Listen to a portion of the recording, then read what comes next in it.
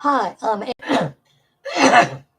Hi, I am Ann V. Brady, and I will be reading an excerpt from my book, A New Beginning, the story of my adoption, life, and service, illustrated by Eric C. Brady.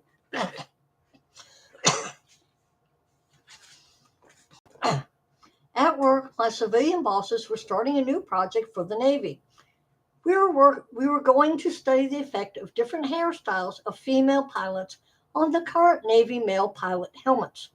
The Navy wanted to know if they could use the hairstyles to make the helmets fit female pilots better, or if they would have to buy new helmets that fit the female pilots. We would be going to different naval bases to run tests on female and male pilots. The bases were in Virginia, Florida, and California. There were two bases in California that we were going to. One was in San Diego.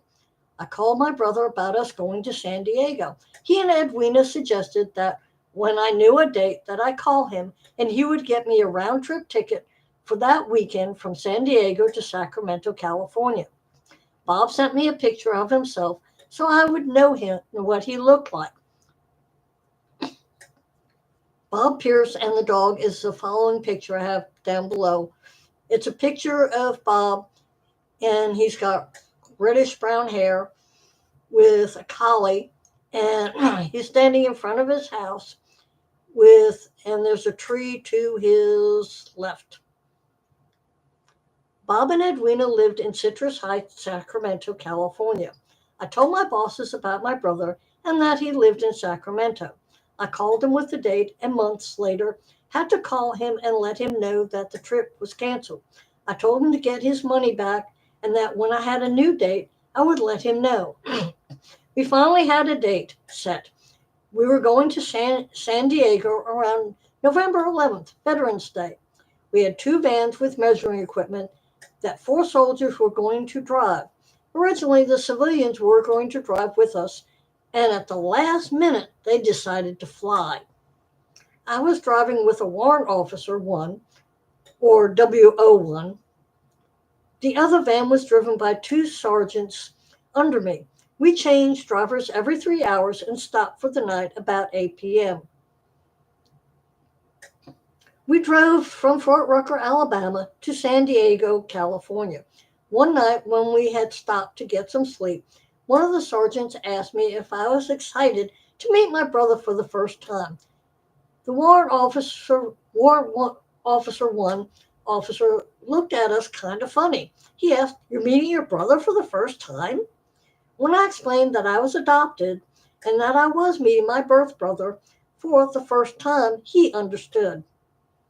I told them I was excited and nervous to meet him and his family. We spent the week testing helmet fits on both female and male Navy pilots.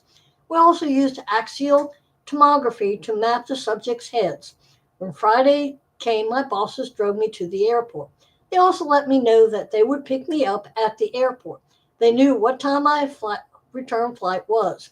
I had all of my baggage with me. I boarded the airplane, and a short time later, I disembarked in Sacramento. I looked for Bob everywhere and didn't see him.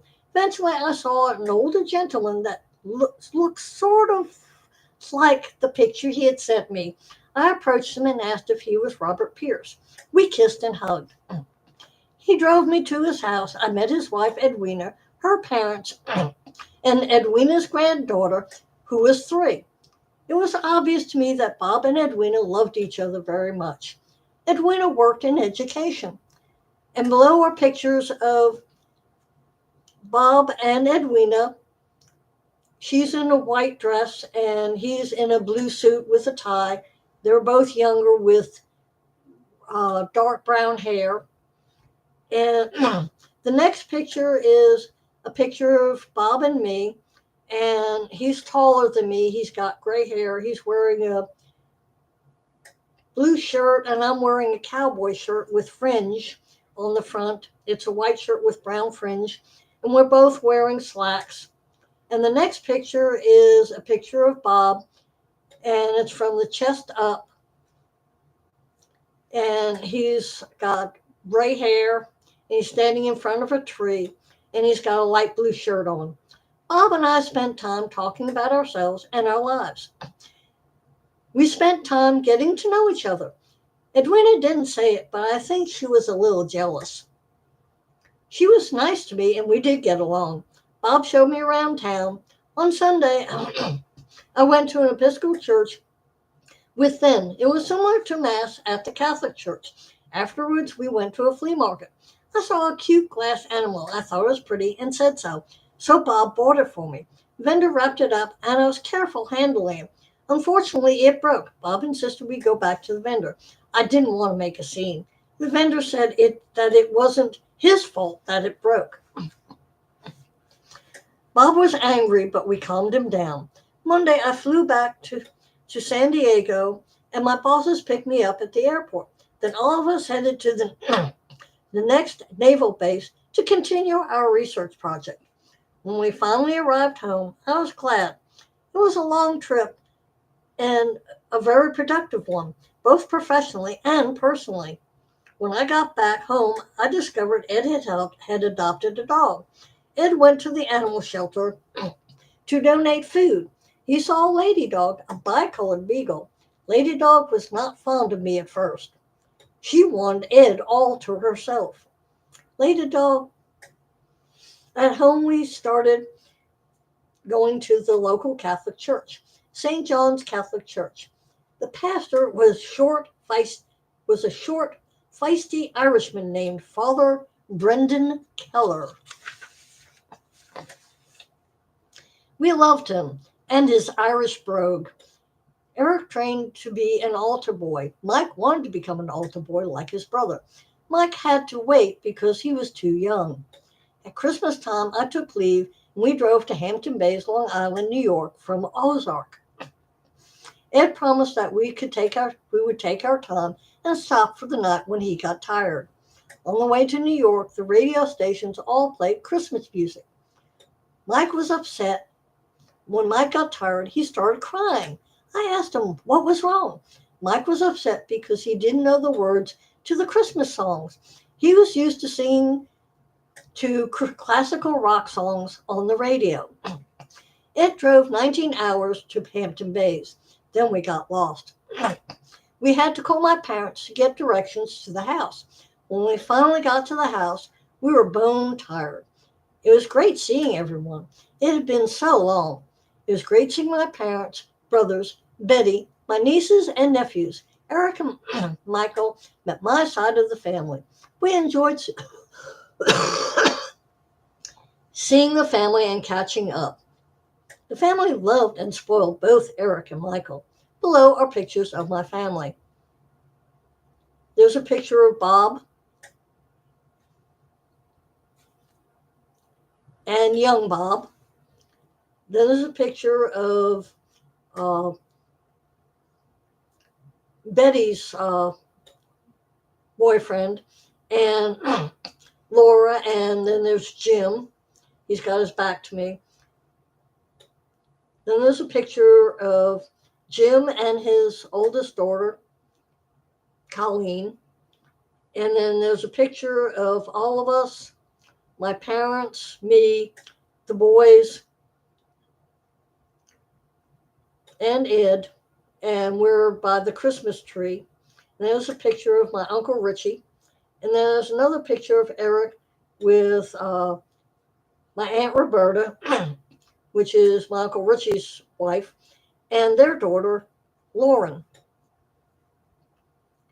A new staff sergeant signed into USRO, Staff Sergeant K. Seemed professional and worked under me. When it was time to give her an annual evaluation, I talked with her civilian bosses. I wanted to find out how they felt she was performing.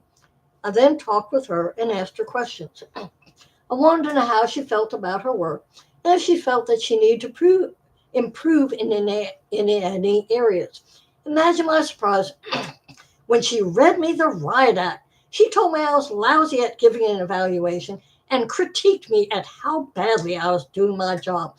It confirmed for me a feeling I had when I first met her. I felt that she was out for my job as supervisor. She also went after our sergeant first class in charge of USRO. She went behind his back and talked to the captain. She was trying to get the captain to eliminate the SFC's job position. Captain didn't meet much incentive as he didn't think that the company needed both him and a SFC in charge. The captain couldn't eliminate the position as that was up to the colonel. One year, Ed and I took the boys to the Peanut Festival in Dothan. There were rides and carny games. They also had concerts there. I was pleasantly surprised that Three Dog Night was holding a concert there. We went to see Three Dog Night, but after a while, Ed and the boys got bored. They went off, and I stayed to listen to Three Dog Night. I loved listening to them and their old music. They, they announced that they were coming out with a new album and new songs. After the concert, I found Ed and the boys. We explored more of the festival.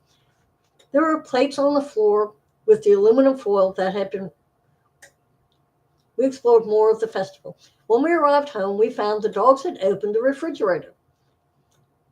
There were plates on the floor with aluminum foil that had been ripped off. The plates were licked clean, and closed containers were all over the floor. Some plastic containers had the lids off also. We ended up getting childproof locks for the refrigerator door. The plastic lock kept getting broken, so we bought a new refrigerator that was harder to open. I still kept up my communications with my brother Bob. My parents contacted me and said they were going to visit Ed's parents, Anita and Mike, in Tennessee. They told me when they were going to be there. I put in for leave so we could see all of our parents in Ashland City, Tennessee. As always, when we went on vacation, we put the dogs up in a kennel at their vet's clinic. They hated it because they felt abandoned. We drove from Ozark to Ashland City, Tennessee. It was a great it was great seeing our parents, and the boys got to see their grandparents. It was summer and it was wonderful. Mike and Anita's house was on a river. We went fishing. Mike gave Dad a pair of overalls as a joke. My dad loved them and wore them constantly. Below is a picture of my dad in his overalls holding up a fish that was removed from a plaque. The fish had a hook in its mouth. My dad thought it was a great gag. And there's pictures of Eric and Michael along with my dad in his overalls with the fish. We all had we all had a great time, and it was great seeing both sets of parents together. Our parents really enjoyed each other's company. It was tough for the boys when we had to leave. And that is enough for today, and I'll read more tomorrow. Have a great weekend. I hope everybody has a great Saturday and a great day. And thank you for listening to my reading of my book.